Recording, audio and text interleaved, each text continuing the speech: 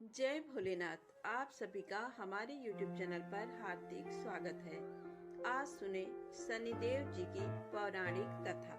राजा विक्रमादित्य और शनिदेव महाराज की कहानी। एक पौराणिक कथा के अनुसार एक बार सभी नवग्रहों सूर्य, चंद्र, मंगल, बुध, बृहस्पति, शुक्र, शनि, राहु और केतु में विवाद छिड़ गया कि इनमें सबसे बड़ा कौन है। सभी का दावा था कि वही सर्वोत्तम है। जब वे वापस में निर्णय नहीं कर सके तो देवराज इंद्र के दरबार में उनसे इस पर फैसला देने के लिए कहा। इंद्र इस स्थिति से डर गए और उन्होंने कहा कि वे इस पर फैसला लेने में सक्षम नहीं हैं। साथ ही उन्होंने उस समय पृथ्वी पर राज कर रहे राजा विक्रमादित्य की योग्यता और न्यायप्रियता का जिक्र करते हुए उनकी सलाह लेने के लिए कहा।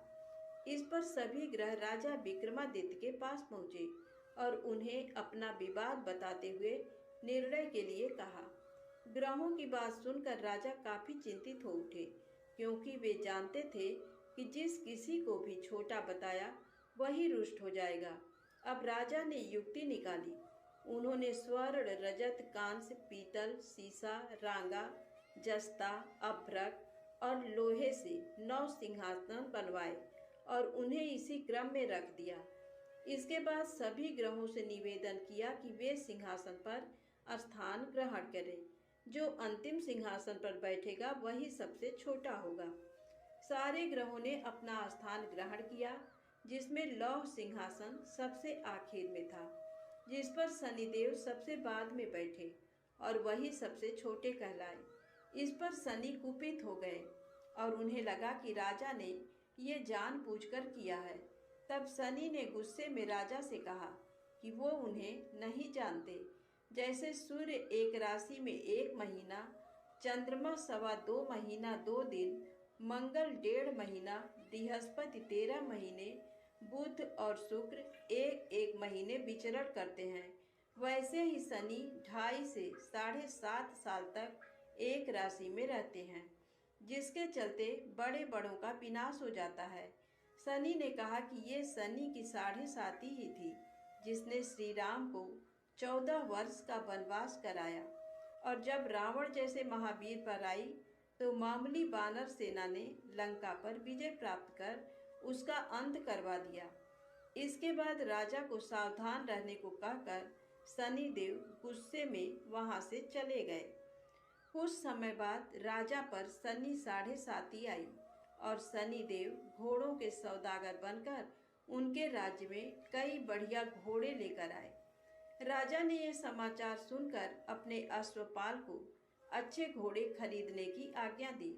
उसने कई अच्छे घोड़े खरीदे। इन्हीं में से एक श्रेष्ठ घोड़े पर राजा सवारी करने निकले, परंतु जैसे वो उस पर सवार हुए, घोड़ा सरपट वन की ओर भागा और भीषण वन में राजा को गिराकर वहां से भाग गया। भूखा प्यासा राजा उस जंगल में भटकने लगा। तब एक ग्वाले ने दया करके उसे पानी पिलाया। राजा ने प्रसन्न होकर उसे अपनी अंगूठी दे दी। इसके बाद तो एक सेठ की दुकान में उज्जैन पहुंचा और अपना नाम बताया बीका। सेठ की दुकान उन्होंने जल पीकर कुछ देर विश्राम किया। भाग्य से उस दिन सेठ जी की खूब कमाई हुई।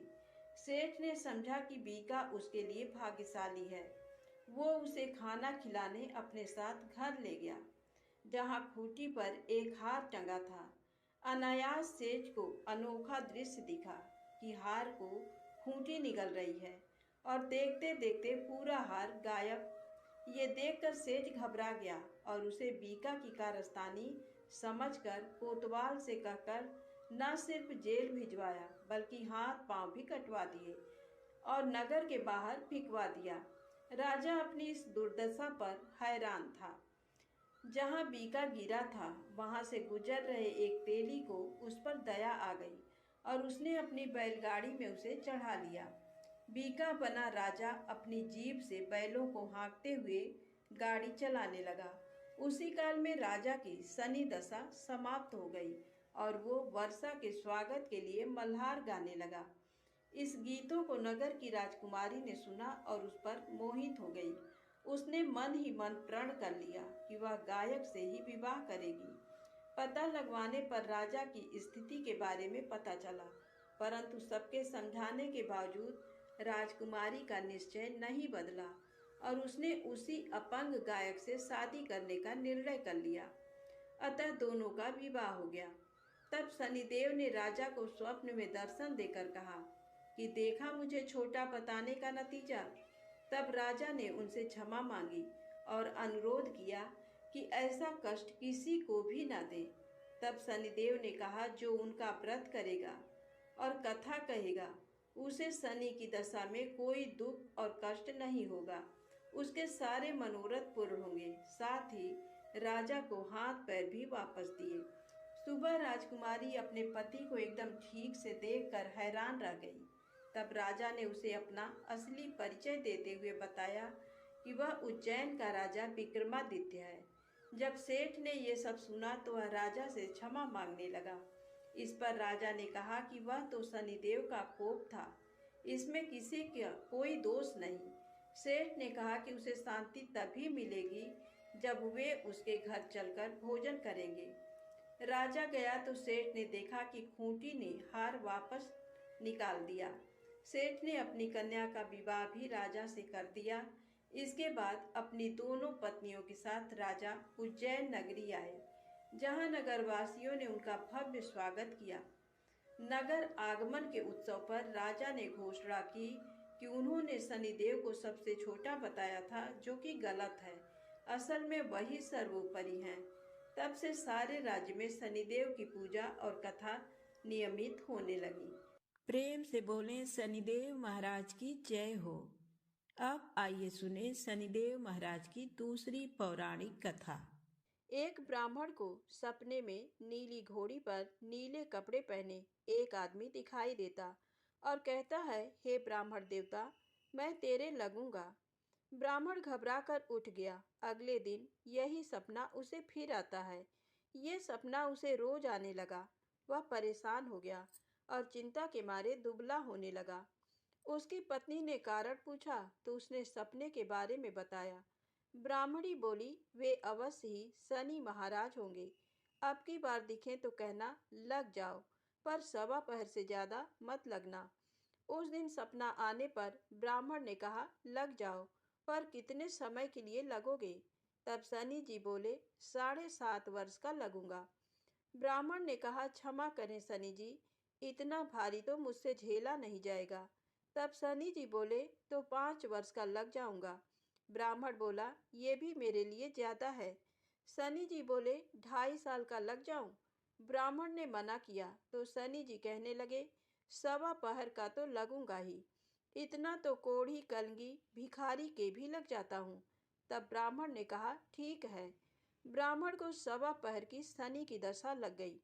ब्राह्मण ने नींद से जाकर ब्राह्मणी से कहा, मेरे सवा पहर शनि की दशा लग गई है, इसलिए मैं जंगल में जाकर ये समय बिताऊंगा।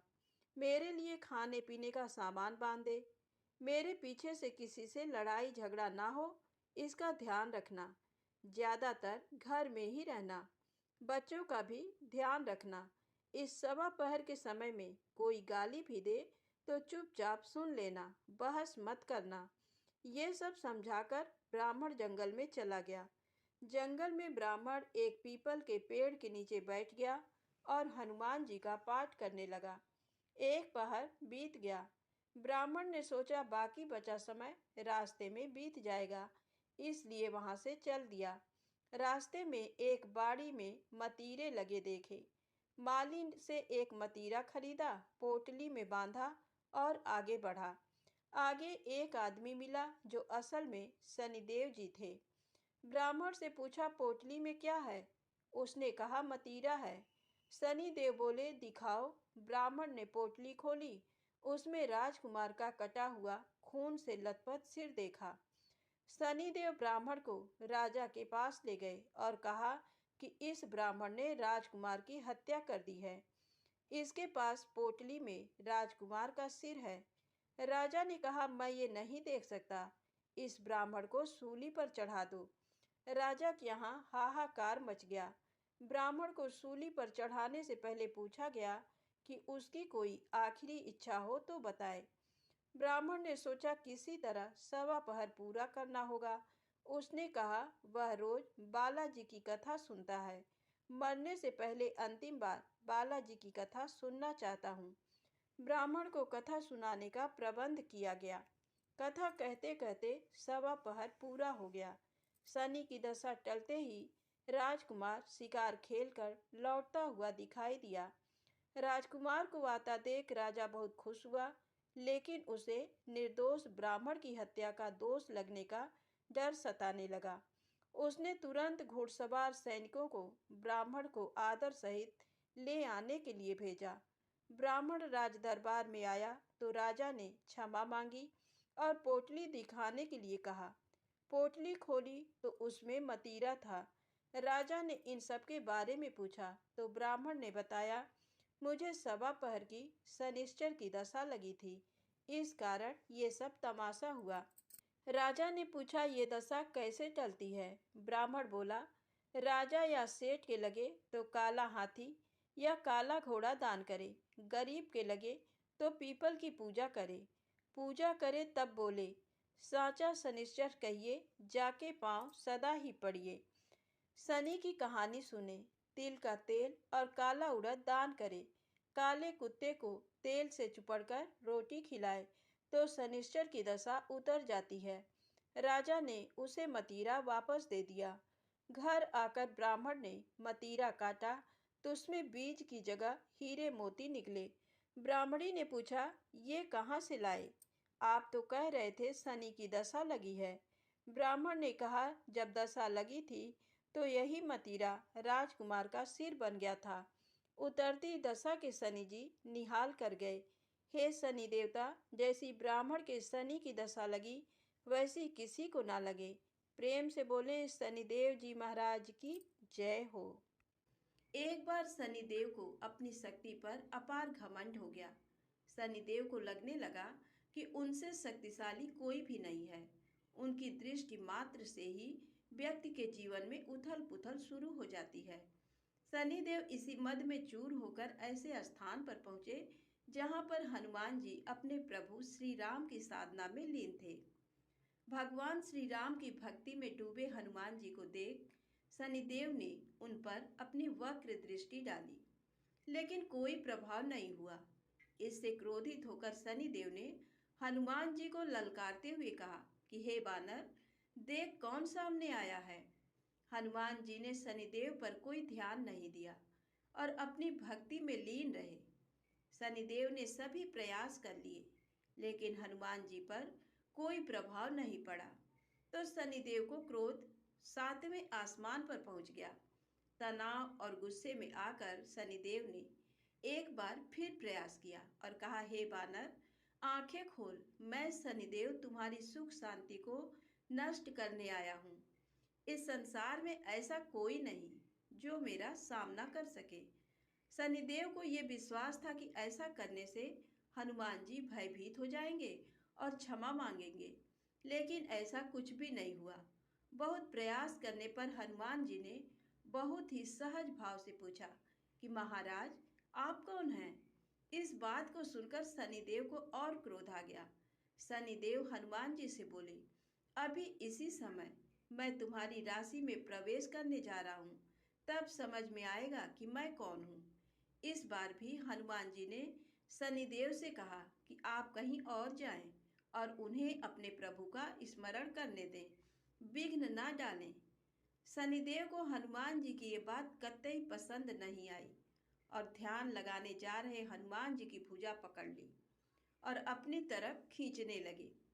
हनुमान जी को लगा जैसे उनकी भुजा को किसी ने दहकते अंगारों पर रख दिया हो। उन्होंने तुरंत एक झटके से अपनी भुजा शनिदेव की पकड़ से छुड़ाया। इसके बाद शनि ने विकराल रूप धारण कर उनकी दूसरी बाह को पकड़ने की कोशिश की तो हनुमान जी को हल्का सा क्रोध आ गया और उन्होंने अपनी पूंछ में शनिदेव को लपेट लिया। शनिदेव का अहंकार और क्रोध तब भी कम नहीं हुआ। शनिदेव ने हनुमान जी से बोले, तुम तो क्या, तुम्हारे प्रिय श्री राम भी मेरा कुछ नहीं बिगाड़ सकते। इस पर हनुमान जी को अत्यंत क्रोध आ गया और पूंछ में लपेट कर शनिदेव को पहाड़ों पर, वृक्षों पर खूब उठा उठा कर पटका और रगड़ा। इससे शनिदेव का हालत खराब हो गया। शनिदेव ने मदद मांगी और रक्षा करने के लिए कहा, लेकिन कहीं भी देवता मदद के लिए आगे नहीं आया। अंत में शनि देव को अपनी गलती का एहसास हुआ और बोले, दया करें वानर राज, मुझे अपनी उद्दंडता का फल मिल गया, मुझे क्षमा करें, भविष्य में आपकी छाया से भी दूर रहूंगा। तब हनुमान जी बोले, मेरी छाया ही नहीं, मेरे भक्तों की छाया से भी दूर रहने का वचन देना होगा। तब शनिदेव ने हनुमान जी को ऐसा ही वचन दिया। इसीलिए शनि देव हनुमान भक्तों को परेशान नहीं करते हैं। दूसरी कथा के अनुसार अहंकारी लंकापति रावण ने शनि देव जी को कैद कर लिया और उन्हें लंका में एक जेल में डाल दिया। जब तक हनुमान जी लंका नहीं पहुंचे, तब तक शनिदेव उसी जेल में कैद रहे। जब हनुमान जी सीता मैया की खोज में लंका में आए, तब माँ जानकी को खोजते खोजते उन्हें भगवान शनिदेव जेल में कैद मिले। हनुमान जी ने तब शनि भगवान को आजाद करवाया। आजादी के बाद उन्होंने हनुमान जी को धन्यवाद दिया और उनके भक्तों पर विशेष कृपा बनाए रखने का वचन दिया। प्रेम से बोले, हनुमान जी महाराज की जय हो, शनिदेव जी की जय हो। अब आइए सुने शनिदेव महाराज की कहानी। किसी एक नगर में एक ब्राह्मण रहते थे। उनके 3 बहुएं थीं। एक बार वह अपनी छोटी बहू को घर छोड़कर खेतों में काम करने सबको लेकर चला गया। वह छोटी को जाने के पहले भोजन बनाने और पूजा की तैयारी का उपदेश देकर चला गया। वह बड़ी दानी स्वभाव की थी। सबके चले जाने पर कोढ़ी का रूप रखकर शनि भगवान आए। उन्होंने तेल उबटन लगाने के लिए कहा, फिर नहाने के लिए गर्म पानी मांगा और फिर पेट भर खाना मांगा। उस दानी स्वभाव की बहू ने उनके कहे मुताबिक सब कुछ कर दिया। उन्होंने खूब डटकर भोजन किया और पत्तल को मोड़कर छप्पर में खोस गए। शाम को परिवार के सभी लोग आए। सभी चीजें तैयार थीं, केवल खाना कम था। पूछने पर पता लगा कि बहू ने एक भिखारी को खिलाया था। ब्राह्मण ने उससे असंतुष्ट होकर दूसरे शनिवार को बड़ी बहू को घर में रखा और सब लोग खेतों में काम करने चले गए।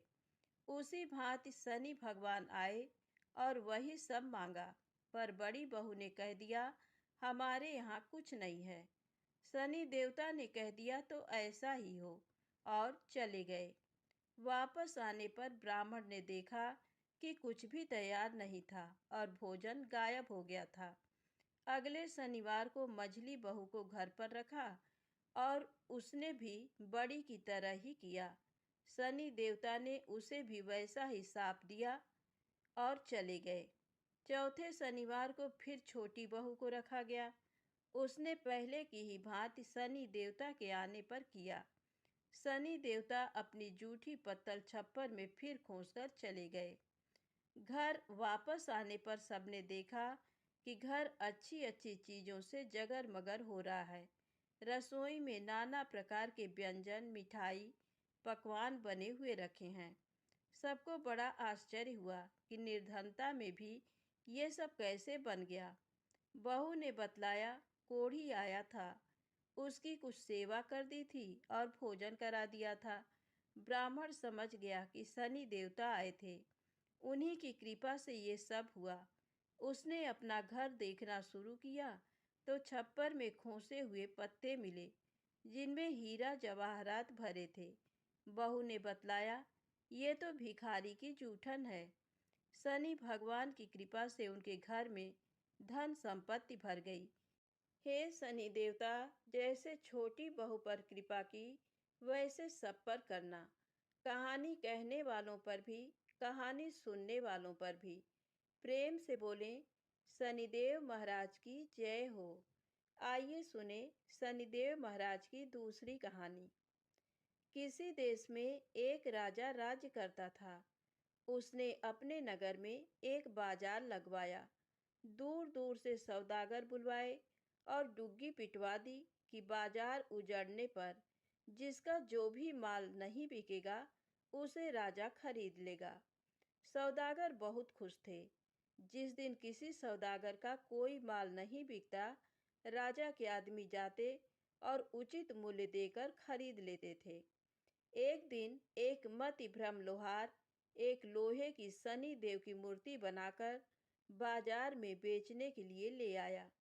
भला शनि मूर्ति कौन खरीदता? हमेशा की भांति पैठ के उठने पर राजा के आदमी उसके पास पहुंचे और मूर्ति खरीदकर राजा के पास ले गए। राजा बड़ा धर्मात्मा और प्रजा पालक था। राजा ने बड़े आदर से शनि देव की मूर्ति को महल में रख लिया। रात में जब राजा सोया हुआ था, तब उसने देखा कि एक तेजोमय नारी उसके शरीर से निकली और द्वार की ओर बढ़ी। राजा ने पूछा, कौन हो?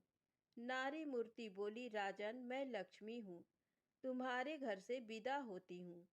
अब तो तुम्हारे घर में शनि का वास है, हम दोनों एक साथ एक जगह पर नहीं रह सकते।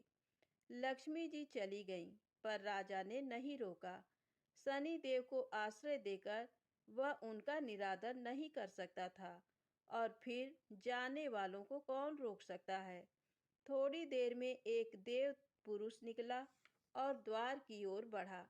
राजा ने पूछा, आप कौन हो? देव पुरुष बोला, मैं वैभव हूँ। राजा ने उसको भी जाने से नहीं रोका।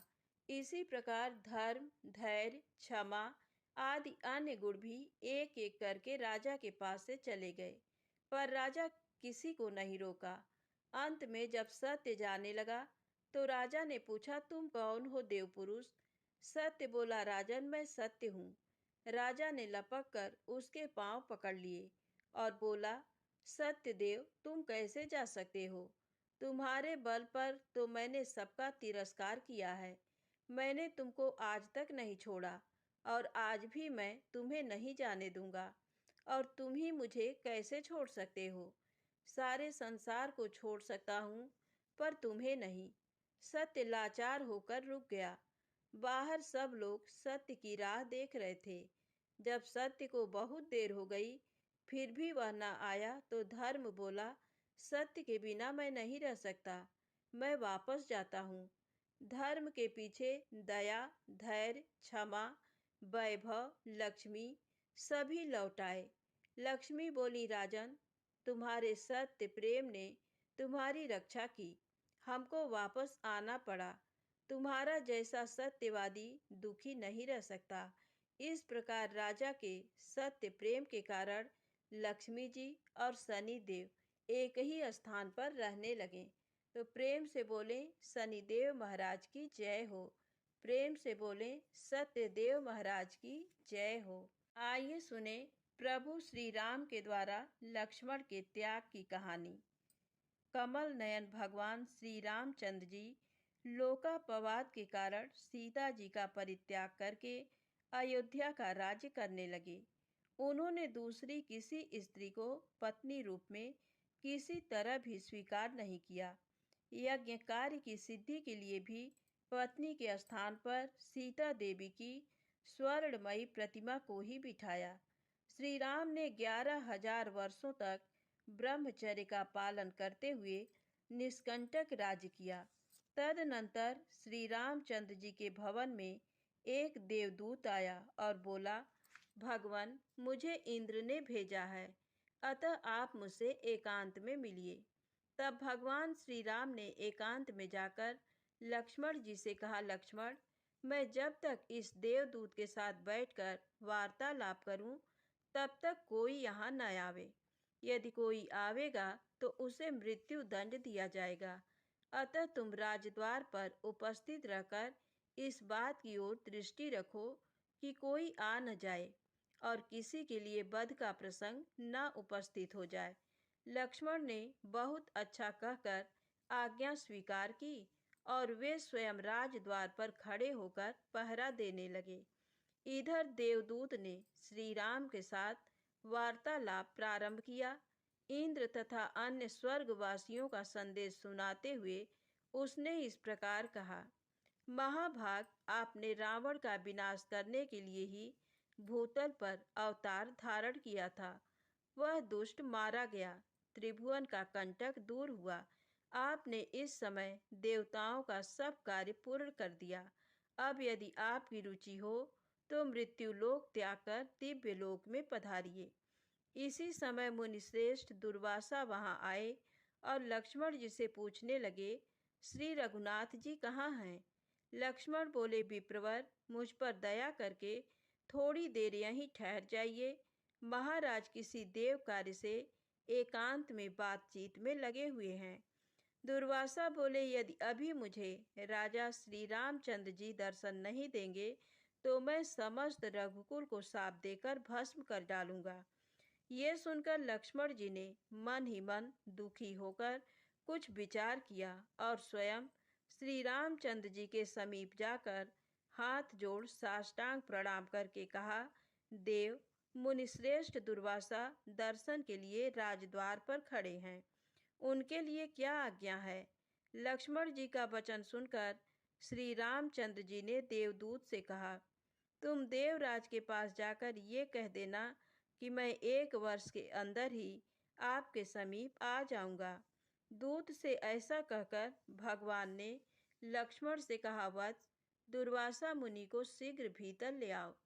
तत्पश्चात मुनि के आते ही श्री राम ने मुनि को अर्घ्य दे प्रणाम किया और हर्ष युक्त वाणी में कहा, मुनि श्रेष्ठ, आपका स्वागत है।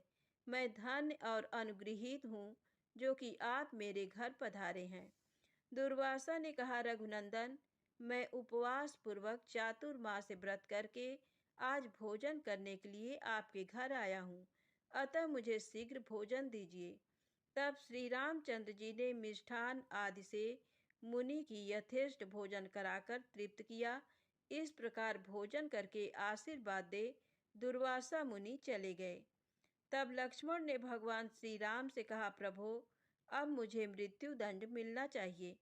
ये सुनकर श्री रामचंद्र जी अपनी प्रतिज्ञा का स्मरण करके दुखी हो गए।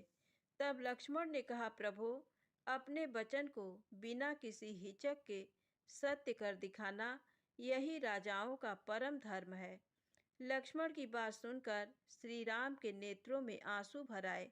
उन्होंने धर्मशास्त्र के जानने वाले मंत्रियों से बहुत देर तक सलाह ली और अंत में लक्ष्मण जी से कहा, सुमित्रा नंदन, आज मैंने तुम्हें त्याग दिया, तुम शीघ्र दूसरे देश को चले जाओ। साधु पुरुषों का त्याग अथवा वध दोनों बराबर है। तत्पश्चात लक्ष्मण जी अपने घर में माता, पत्नी, पुत्र या सुहृद किसी के साथ सम्मति न करके सरयू के तट पर चले गए। वहां सरयू जल में स्नान करके तट पर एकांत स्थान में बैठ गए और पद्मासन लगाकर उन्होंने अपने आत्मा को परमात्मा में लीन करके ब्रह्मरंध्र से अपने तेजोमय प्राण का परित्याग कर दिया। श्री रामचंद्र जी ने जब ये समाचार सुना तब वे अत्यंत दुखी होकर विलाप करने लगे। वे मंत्रियों और सुहित जनों को साथ लेकर स्वयं उस स्थान पर गए और करुण स्वर में हा वत्स कहकर फूट फूट कर रोने लगे। उस समय लक्ष्मण जी का कलेवर अदृश्य हो गया और फूलों की वर्षा के साथ आकाशवाणी हुई, महाभाग राम, आप शोक न करें। ब्रह्म ज्ञान से संयुक्त लक्ष्मण जी सर्व संन्यास करके परम धाम को पधार गए हैं।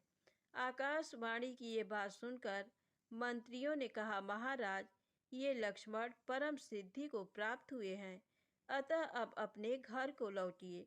राज्यकार्य की चिंता कीजिए और श्रेष्ठ ब्राह्मणों से पूछकर अपने स्नेह के अनुरूप उनका पारलौकिक कृत्य, श्राद्ध, पिंडदान आदि कीजिए। श्री रामचंद्र जी बोले, मैं लक्ष्मण के बिना अब घर को नहीं लौटूंगा। यदि आप लोगों की रुचि हो तो मेरे प्रिय पुत्र कुश को राज सिंहासन पर बिठाइए। ऐसा कहकर श्री रघुनाथ जी ने परम धाम पधारने का विचार किया। तो प्रेम से बोले, प्रभु श्री राम की जय हो। दोस्तों, यदि कहानी अच्छी लगी हो तो प्लीज़ लाइक अवश्य करें। चैनल को सब्सक्राइब करें, शेयर करें। जय माता दी, जय भोलेनाथ।